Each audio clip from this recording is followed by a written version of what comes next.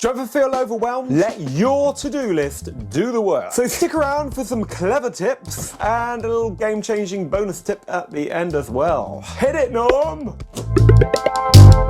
Welcome back, everybody, to Extremely Berry, where we provide extremely good tips and tricks and life hacks for your daily life. So here's how to hack to-do list to do work for you. Write it like you're delegating it to a stranger. So instead of just jotting down the tasks, write them as if you are writing them to somebody who has no clue what you're going on about. Just get really basic, basically.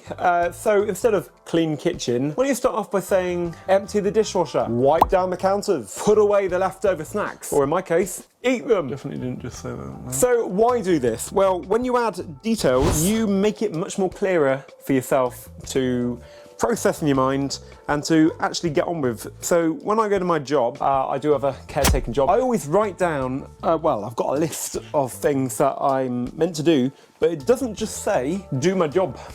If I think too generically, I just never really get anything. Right, I'm turning that noise off. I never really get anything done. So if you make it easy enough for a stranger to follow, you make it easy for you to follow too. Even if you know what you're doing, it just really helps break it down. Use the 1, 3, 5 rule. Not all tasks deserve equal attention. We could, if we let ourselves, spend all of our time doing jobs which ultimately aren't massively important. Kind of a waste of time. So each day, pick 1 big task, 3 medium-sized tasks, and 5 small ones. So this is like a productivity pyramid.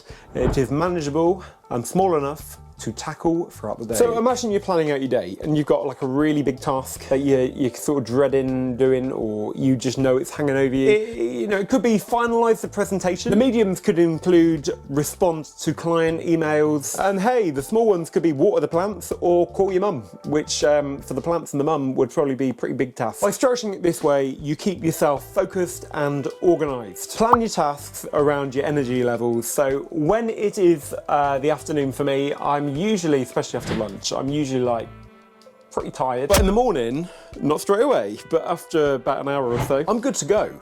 So know when your energy level is at its peak. Ensure that the tough jobs, the ones that you really need to have a lot of focus on, are started and done during those times.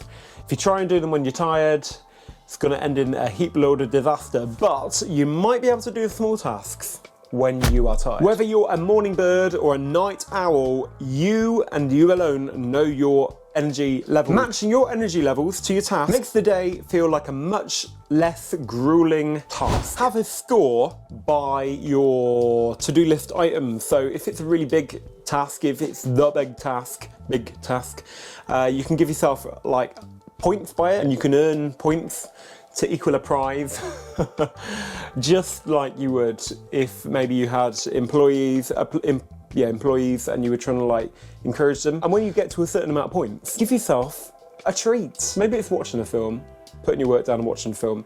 Maybe it's eating a big bar of chocolate. I'll tell you what, whatever works, sometimes you just have to do it. And to make it even more fun, give yourself combo bonuses. Knock out 3 related tasks in a row. For instance, folding laundry, putting it away, and doing the vacuuming. And then after you've done that, you've earned a combo treat. Maybe that is scrolling through Instagram for half an hour or so, which really should be a treat. But to be honest, once I go on there, I just can't put it down. Seriously, productivity can be fun. Create a to-don't list. So you can have a list of things that you are actively trying not to do. So maybe that is not going on social media until a certain time of day, not saying yes to unnecessary meetings, or not starting a new task until you've finished the one that you're on.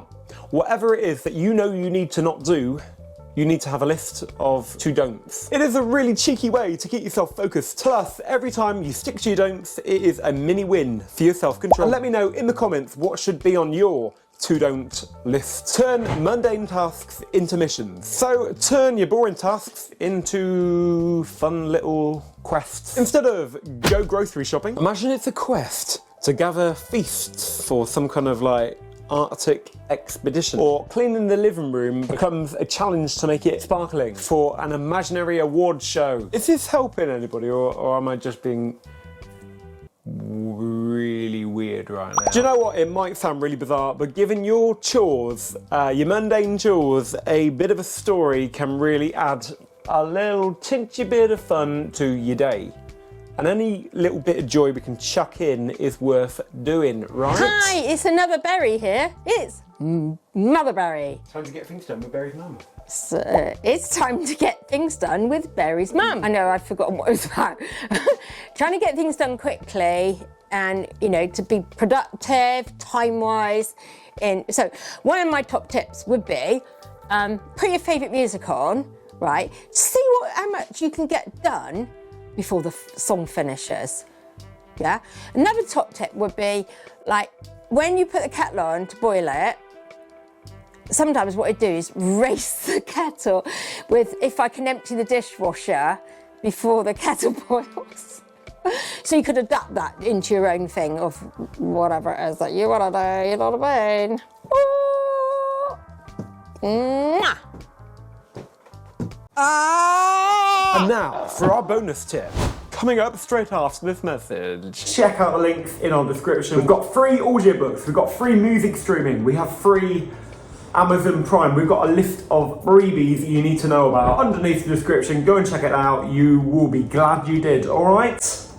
Hurry up. Look at my hair. I've never seen my hair. To-do lists are a game changer because it actually makes me so much more efficient in, you know what I mean? It stops me procrastinating because it gives me a sort of action plan. Yeah. So I now home in to what's on my to-do list. Right, if I haven't got one, I'm just like, I've lost my organisation for the day if I haven't got a to-do list. You know what to do, don't you? And I prioritise. I live off a to-do list. Yeah, I prioritise it. So, like, okay, let's get on with it. Here it is. It's written down. And that helps my mindset. I agree. See it written down. I agree. Yeah, so then I'm like, okay, let's get organised for the day. What's on my to-do list? What's priority on my to-do list? What's my sort of middle priority, if you like, that can be done later today, but doesn't have to be done first thing. You are so right. So then, I got this massive sense of achievement. And I can physically tick it off. But I guess my mind can be quite a messy, disorganised mind. So it sort of reorganises my mind. Focuses you in the right path. It does.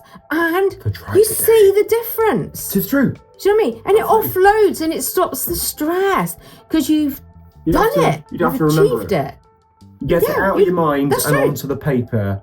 Do you know what? You're right. There's such a good point. Keep a done it list next to your to-do list. Each time you finish the task, write it down, put a little tick by it. At the end of the day, you will have a powerful reminder of everything that you have achieved. And I'll tell you what, you are going to be feeling a lot more fulfilled than you previously were. It is the perfect productivity system to stay motivated. And talking about productivity system, check out this video right there. I'll see you there. Subscribe, hit the notification button. I'll see you there.